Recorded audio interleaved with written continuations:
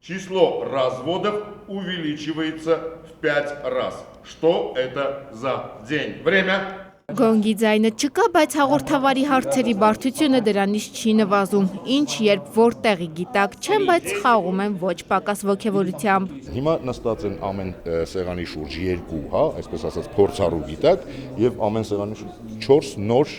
մարդ։ Ինտելեկտուալ հեռուստախաղի նախընտրական փուլն է։ Ավագներն ընտրում են կրտսեր թիմակիցներին։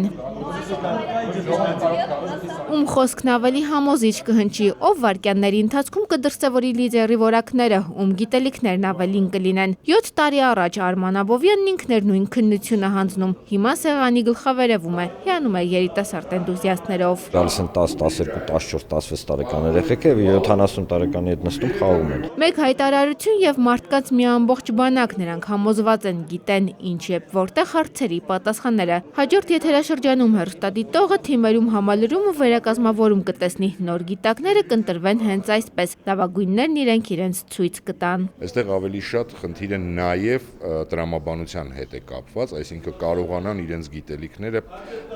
ճիշտ օգտագործեն, ճիշտ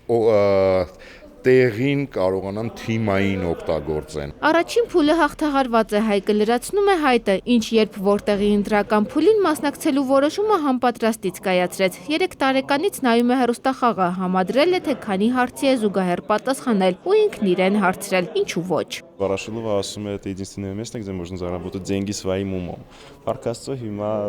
աշխարհում դա միակ տեղը չի, որտեղ խելքով կարելի է գումար վաստակել, բայց ամեն դեպքում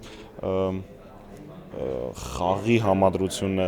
մտավորունակությունների դրսևորման հետ ինձ շատ գրավում է։ Արտյոմը հեռուստադիտողին արդեն հայտնի է։ Նա մեկ անգամից հաղթահարեց ընտրական փուլը, բայց առաջին հեռուստախաղին ստիպված էր սպասել, թիմերում տեղ չկար։ Իսկ երբ վերջապես խաղաց, առաջին իսկ խաղում արծիվակիր դարձավ։ Լինեն հավաքված, չհուզվեն հարցերը քննարկելուց եւ հավատան սեփական ուժերին։ Ինչ երբ որտեղի թիմերը եկող եթերաշրջանում 8-ի փոխարեն կլինեն 10, որպեսզի Արտյոմի պես ընտրված նոր գիտակները դուրս չմնան խաղից։ Անի Հակոբյան, Արմեն Շահոյան, ժամը լրատվական։